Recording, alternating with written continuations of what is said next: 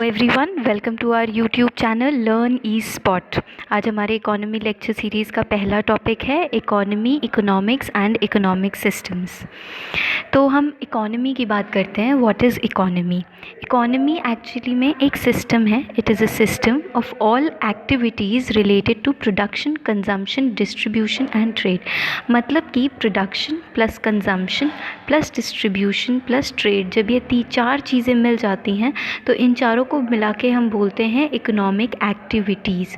और जब यहाँ पर ये चार इकोनॉमिक एक्टिविटीज़ हो रही हों, तो यहाँ जहाँ पे भी ये चार इकोनॉमिक एक्टिविटीज़ हो रही हों, इसको हम बोलते हैं एक सिस्टम ऑफ इकोनॉमी। ठीक है, तो ये है इकोनॉमी, मतलब कि एक ऐसा सिस्टम जहाँ पर ये चार तरह की इकोनॉमिक एक्टिविटीज़ हो रही हों, that is known as economy, right. और ये कोई भी हो सकता है। इकोनॉमी क्योंकि एक सिस्टम है, तो वो एक सिस्टम एक सिंपल सा हाउस होल्ड भी हो सकता है, घर, और एक पूरी कंट्री भी हो सकती है। हमने न्यूज़पेपर में इतने बार सुना होगा कि इकोनॉमी जो है यूएस की इकोनॉमी है, इंडिया की इकोनॉमी है, इंडियन इकोनॉमीज़ इस पर्टिकुलर का मेंबर है, या ब्रिक्स नेशंस, ब्रिक्स ऑर्गेनाइजेशन की मेंबर है, एट्सेट्रा एट्सेट्रा। तो ये जो यहाँ पर हम देखते हैं कि इकोनॉमी को जिस सेंस में यूज़ किया जाता है, दैट जब जिस भी कंट्री में ये चारों इकोनॉमिक एक्टिविटीज़ हो रही हों, उसे हम इकोनॉमी बोलते हैं। ठीक है, फिर इकोनॉमिक्स क्या है? तो economics is the field of study of various economies. ठीक है, तो जो भी इकोनॉमी है, मतलब कि एक पर्टिकुलर सिस्टम, हाउस होल्ड का सिस्टम, लेट्स से एक गवर्नमेंट एंटिटी का सिस्टम, कॉरपोरेशन का सिस्टम, और पूरी की पूरी एक कंट्री का सिस्टम, इन सारे सिस्टम्स को, मतलब इकोनॉमीज़ को स्टडी करने की फील्ड को हम क्या कहते हैं? That is economics. So it is the study of production, consumption and distribution of resources in a particular country या फिर दूसरी कंट्री के साथ। इसीलिए हम इकोनॉमिक्स में जो चीज़ें पढ़ते हैं वो कौन कौन सी पढ़ेंगे? हम इकोनॉमिक्स में इसीलिए पढ़ते हैं एक छोटा सा डिमांड एंड सप्लाई, या फिर हम पढ़ सकते हैं balance of payment, foreign trade में जो होता है, गवर्नमेंट का जो बजट होता है, वो भी हम इकोनॉमिक्स में पढ़ते हैं, राइट। ठीक है, तो ये डिफरेंस है इकोनॉमी में और इकोनॉमिक्स में। Economy is a system, it is a system, और उस सिस्टम की स्टडी को बोलते हैं इकोनॉमिक्स। ठीक है, उसके बाद अगर हम आगे बढ़ें तो आज हम टाइप्स ऑफ इकोनॉमिक सिस्टम पढ़ेंगे, जिस पे क्वेश्चंस काफ़ी बन जाते हैं। सो इसमें अगर हम देखें कि एक 3 फैक्टर्स हैं, ये एनसीईआरटी में गिवन है। ये जो 3 फैक्टर्स हैं, what to produce, how to produce and how to distribute, ये जो 3 फैक्टर्स हैं, इसके बेसिस पर हम देखेंगे कि कैपिटलिज्म, सोशलिज्म और मार्केटिज्म, ये 3 तरह के हमारे इकोनॉमिक सिस्टम्स प्रिवेल करते हैं। ठीक है, तो पहले कैपिटलिज्म आया। अगर हम हिस्टोरिकल एस्पेक्ट देखें इसका, तो पहले कैपिटलिज्म आया। सबसे पहले तो मोनार्की चलती थी, राइट।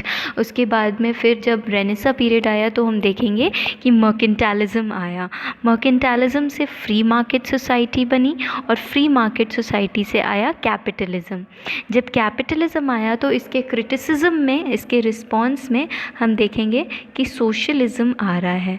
ठीक है, और हमने फिर देखा कि सोशलिज्म भी कहीं ना कहीं पे प्रॉब्लमैटिक था, तो इसीलिए हमने बाद में चल के बहुत सारे कंट्रीज़ ने, including India being the stark example, mixed economy का मॉडल फॉलो किया है, right.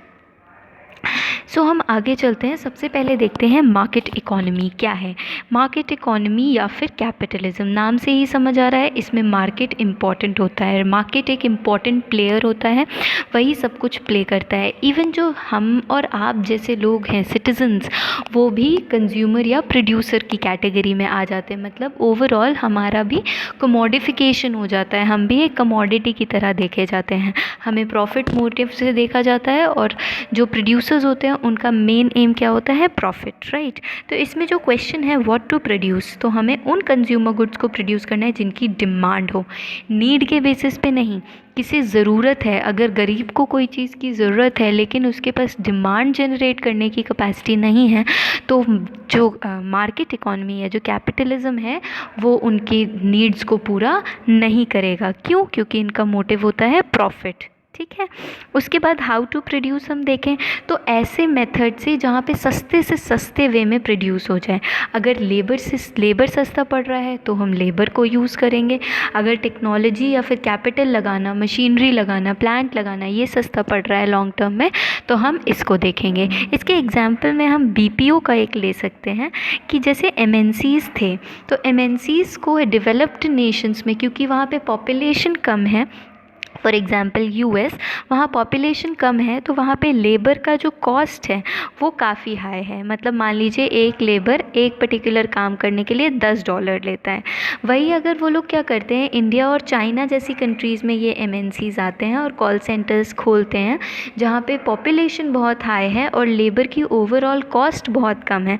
And I am talking of skilled labour. Yes, skilled labour भी यहाँ पे सस्ता पड़ता है। तो ये जो BPOs हैं ये यहाँ आकर अपना सेटअप डाल लेते हैं और यहाँ पर उनको बहुत ज़्यादा प्रॉफिट होता है। उसके बाद अगर हम देखें कि इनका डिस्ट्रीब्यूशन कैसे होता है तो NCERT में बताया गया है कि इनका डिस्ट्रीब्यूशन नीड के बेसिस पे नहीं होगा, इनका बेसिस होगा परचेजिंग पावर। अब परचेजिंग पावर क्या होता है, तो purchasing power is the ability to buy goods and services. खरीदने की जो कैपेसिटी हो वही परचेजिंग पावर होगा। अच्छा, ध्यान में एक बात ये रखने की है कि परचेजिंग पावर से ही डिमांड जनरेट हो सकती है। ठीक है, अगर हमारे पास पैसा है तभी हम डिमांड जनरेट कर सकते हैं, वरना हम डिमांड जनरेट नहीं कर सकते। यही तो डिफरेंस होता है डिज़ायर में और डिमांड में। डिज़ायर में हमारे पास पैसा नहीं होता है, मतलब एबिलिटी, परचेजिंग पावर नहीं होती है, जबकि डिमांड में हमारे पास परचेजिंग पावर होती है। राइट, ये डिफरेंस होता है इन दोनों में। और क्योंकि हमने देख ही लिया कि मार्केट इकोनॉमी में मार्केट एक सबसे इम्पॉर्टेंट प्लेयर होता है। इसके एग्जांपल्स US और ब्रिटेन और जापान हैं आज के टाइम में। US बीइंग द स्टार्केस्ट एग्जांपल, सबसे ज़्यादा इम्पॉर्टेंट कैपिटलिस्टिक रिजीम्स में हम US को ही देखते हैं। देन हम नेक्स्ट पढ़ते हैं सोशलिज़म का कंसेप्ट।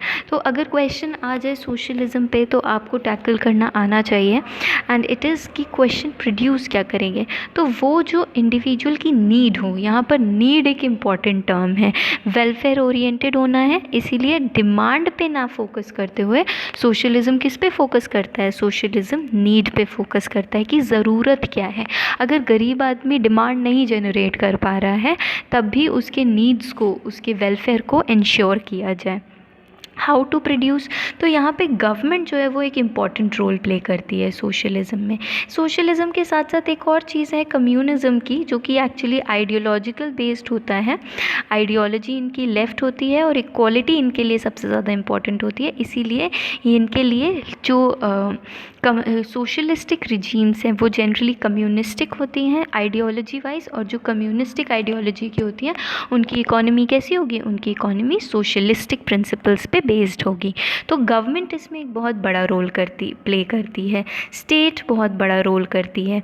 स्टेट ही ये डिसाइड करेगी कि क्या प्रोड्यूस करना है, लोगों के नीड्स क्या हैं, ये अज्यूम करती है कि हमें पता है कि लोगों को किस चीज़ की ज़रूरत है, और ये डिस्ट्रीब्यूट करने का और क्या कैसे प्रोड्यूस करना है ये भी यही डिसाइड करती है गवर्नमेंट। ठीक है, इनके लिए नीड सबसे इम्पॉर्टेंट चीज़ है। एग्जाम्पल्स में हम देखें तो सोवियत, चाइना और क्यूबा जो कंट्रीज़ हैं वो सोशलिस्टिक प्रिंसिपल्स पे बेस्ड हैं। उसके बाद हम अगर आगे बढ़ें और हम देखते हैं जो सबसे इम्पॉर्टेंट मॉडल है हमारे लिए वो है मिक्स्ड इकोनॉमी का मॉडल। जैसे कि समझ आ रहा है मिक्स्ड इकोनॉमी से कि गवर्नमेंट और मार्केट प्लेयर दोनों ही बहुत इम्पॉर्टेंट रोल प्ले कर रहे हैं। कौन कौन है, गवर्नमेंट और मार्केट, दोनों ही लोग यहाँ पर हैं। मार्केट का काम क्या होगा, पहले मार्केट देख लेते हैं। मार्केट का काम होगा यहाँ पे वो गुड्स को प्रोड्यूस करना जो वो आराम से प्रोड्यूस कर सकती है, जिनकी डिमांड हो। जैसे कि अगर डिमांड कार की है तो ये कार प्रोड्यूस करेगी, अगर एरोप्लेन्स की है तो ये एरोप्लेन्स प्रोड्यूस करेगी, अगर पैक्ड फूड की है तो ये पैक्ड फूड भी प्रोड्यूस करेगी। ठीक है, उसके बाद हम अगर लेकिन आगे गवर्नमेंट क्या करती है अब इस जगह पे, तो गवर्नमेंट इम्पोर्टेंट काम करती है एसेंशियल्स प्रोवाइड करने का। एसेंशियल जैसे कि फेयर प्राइस शॉप से हमने देखा कि गरीबों को खाना मिलता है ना, गरीब बच्चों को जो है वहाँ पे एजुकेशन मिलता है फ्री में, फ्री RTE के अंदर, और साथ साथ यहीं पर मिड डे मील भी स्कीम भी। चलती है, जिससे उनको फ्री फूड भी अवेलेबल किया जाता है। उसके बाद में हम देखते हैं हेल्थ इंफ्रास्ट्रक्चर में, तो रूरल एरियाज़ में प्राइमरी हेल्थ सेंटर क्रिएट करेगी कौन? सरकार। अच्छा, ये सब जगह गवर्नमेंट नहीं प्राइवेट प्लेयर हो या फिर मार्केट नहीं जाएगा। क्यों?